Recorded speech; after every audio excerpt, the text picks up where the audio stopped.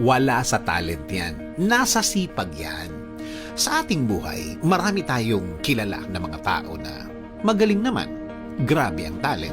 Grabe ang mga abilities nila. Minsan, nagugulat ang mga tao sa paligid niya na may kakayanan pala silang ganon. Kaya pala niya ng ganon. Pero bakit ganon? Bakit ganon ang kalagayan niya sa buhay? Bakit parang hindi match? Bakit parang hindi niya mapakinabangan ang talent niya? Kasi nga, wala sa talent yan. Nasa sipag at attitude yan. May mga taong kahit ilang beses mo nang binigyan ng chance, nabigyan ng chance ng buhay, bakit parang hindi umaangat? Parang hindi nagle-level up. Parang hindi niya napapakinabangan ang kaya niyang gawin. Di nga ba, sabi nila, hard work beats talent when talent doesn't work hard.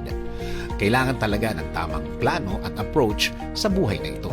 Gamit mo ang iyong talent. Kung hindi, walang mangyayari niyan.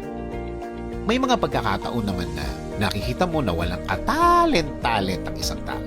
Pero nakikita mo na gusto talaga niyang matuto. Gusto talaga niyang mag-focus. Kahit mga barkada time o labas-labas, kaya niyang isakripisyo basta madagdagan lang ang alam niya at mag-level up ang talent niya. One day, ang galing-galing na niya. Magugulat ka na lang na nag-iba ang mga kaya niyang gawin. Nadagdagan pa! Dahil yon sa mga ibinigay niyang panahon para mas mag-level up siya, para mas mahasa o mahone pa niya ang talent niya. Nag-focus siya at sinabi niya sa sarili niya na hindi siya titigil hanggang hindi niya nakikita ang sarili niya na naabot na niya, na-reach na niya ang pinakamagaling niya through his or her talent. Nakakalungkot na marami tayong kilala na may talent na tamad. Parang ang galing-galing na niya. Feeling niya, hindi na niya kailangan mag-level up pa. Ayaw magpaturo. Ayaw magpa-guide. Saksakan ng yabang. Well, totoo naman. Kahit naman napakagaling ng talent mo, kailangan mo pa rin maging humble. Hindi yan lisensya para maging mas mataas ka sa ibang tao. Para mas maging VIP ka all the time.